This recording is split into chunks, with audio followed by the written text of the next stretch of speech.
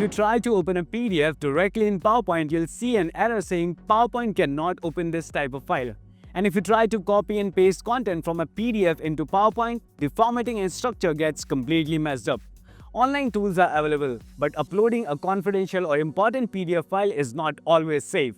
In this video, I'll show you how to convert a PDF into a proper PowerPoint file using an offline tool while keeping the formatting intact and without uploading your file anywhere. For privacy and data safety, we'll use an offline tool called SysSuite PDF Editor. You can download SysSuite PDF Editor from the link given in the description. Let us begin. Open SysSuite PDF Editor and click Open PDF. Select your PDF file and open it. Now go to the top menu bar and click on Convert. To change your PDF into a PPT file, click on Convert to. Now choose PDF to PPT from the list of options. Confirm the output format and choose where you want to save the file. Then click the Convert to PPT button. Your PDF will now be converted into a PPT file and saved in the selected folder. Let's check it.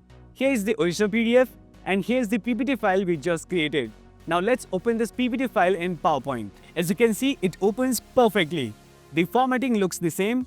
Everything is placed properly and you can easily edit the text, images and other content. Now let's quickly see how to convert multiple PDFs to PPT at the same time.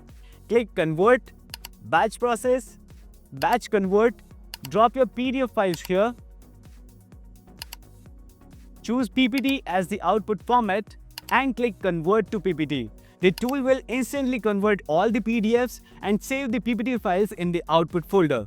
Here are the PDFs and these are the PPT files created from them. And that's it.